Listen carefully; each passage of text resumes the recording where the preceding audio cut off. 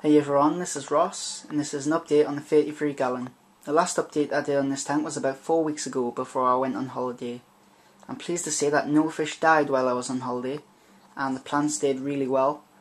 I was worried that the plants would pretty much die off while I was away because I usually dose liquid carbon every day, and without that I thought they'd just die. But then I did some research online and discovered that the plants don't actually rely on liquid carbon that much. It's mainly an algae side, so it kills the algae that's in the tank. So what I did discover when I came back was a bit of brown algae and a bit of hair algae it developed on some of the plants, but it was really easy to come off, and on the leaves that it wouldn't come off I just trimmed them off, so there's none left now, and that was just an effect of not dosing liquid carbon every day, because when you dose something every day your tank kind of gets used to it, and when you stop dosing it, or if you dose too much, your tank can have a pretty bad effect. So that's what happens when you change the carbon levels in your tank, things like that. You do get a bit of algae, but it's all back to normal now. Looks great, if I do say so myself. The stargrass has been growing really well. I started off with a tiny handful of it, and it's spread all the way along here. In my 3,000 subscribers video I had a big clump of it, big mass of it over here, and what I did a water change the other day. I actually uprooted it all and I replanted it in this kind of nice valley effect. I like to change the layout of the plants every now and again, just to keep the aquascape interesting. So I've got a kind of a little path going up there, and the cardinal tetras like to hang out around that area. I've got a bit of bad news regarding the cardinal tetras. The other day I got up quite early. I went out for 2 hours, and there was nothing wrong with the tank before I went out, but when I came back I noticed that there was a female amano shrimp actually holding a cardinal tetra down on the substrate.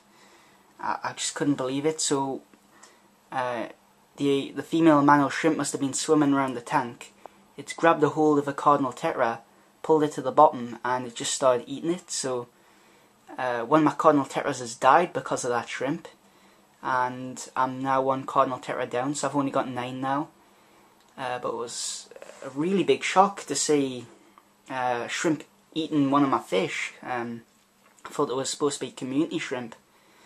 So I told my mum, my dad, my friends, and then everyone said get rid of the shrimp, get rid of the shrimp. But I really don't think the shrimp knew it was doing any wrong. I think it was just an accident basically. Once a shrimp grabs a hold of something and it starts moving, the natural reaction is to basically keep a hold. So I'm gonna wait and see if the shrimps do it again, and if they don't do it again, that's fine, I'll keep them. But if they do it one more time, that's it, I'm getting rid of the shrimps, because I can't have them eating my fish. But I think it's just going to be a one-off, but that really surprises us because I've never heard of anything like that before. Just grabbing a fully grown, quite large cardinal tetra. It was about the same size as the shrimp actually, but it was actually one of the larger shrimps I've got. It was the female, and the females can get quite big. So yeah, I'm pretty sad that I've lost 1 cardinal tetra since I've had them about 2 years now. I probably won't be getting another one because 1 doesn't really take away from the effect of 9. But yeah, that's a bit of a shame, but just gotta get on with it. The timer was really good during the holiday. It kept the lights running perfect, and I only had a little bit of algae when I came back.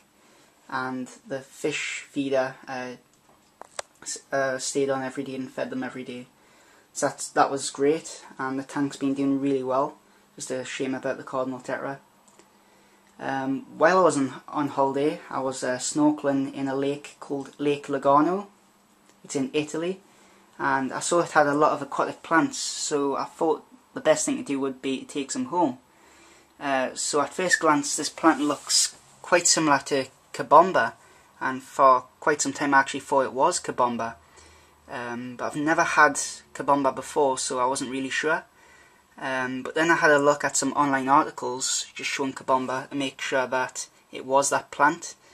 And I'm going to put 2 pictures on the screen right now.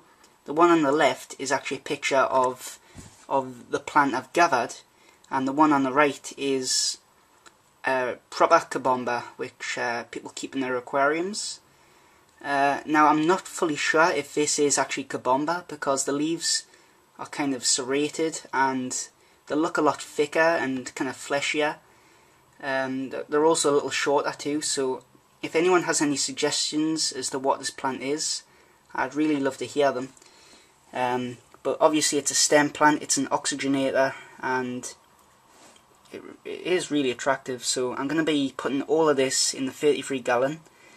I've just been, I've had it in tap water for about 2 weeks, and I've just been changing the tap water every 2 days. So hopefully the chlorine in the tap water has killed off anything bad on it.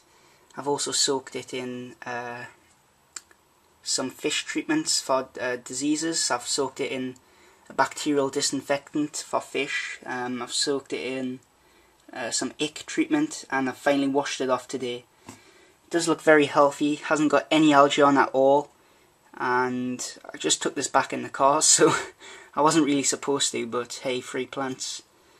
So I'm really happy with it. It looks very nice, and I've got quite a lot there. So now I'll just put it in the 33 gallon, and I'll show you once I've done that. Okay, so it's in the tank now, and I think it looks really nice. Hopefully it grows well in this tank. I did find it growing in sand in the lake, and the light level was actually lower than this tank. So it should do well in here, and it should oxygenate the water for the fish. It'll also provide a great hiding place for any fry I get in the future. I'm thinking about getting some guppies too, with the two apistogrammas dying and the cardinal tetra dying. That leaves space for about 3 more fish, so I was thinking about getting some fancy guppies and actually trying to breed them. I've had guppies before and I've had a lot of success with breeding them. I've actually sold the babies off.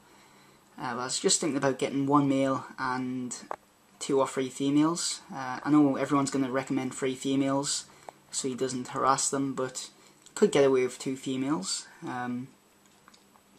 Yeah, just a thought, and that would be a great place for the babies to hide. I really don't know why I didn't get kabomba sooner. But yet again, if anyone knows exactly what this is, please send us a private message with a picture if you've got it, or a link to a website that you've seen it on. I really want to know what it is, just so I know what the temperature requirements are, things like that. But I really do like it. I'd like to say congratulations to Vegas Surfer. He's just reached 1,000 subscribers and he's holding a contest. It's only open to people in the USA, so if you live in America, give it a go, get some free fish food. Regarding my contest, get your last entries in, you've only got 2 more days. So I think that's about it for this video. Thanks a lot for watching.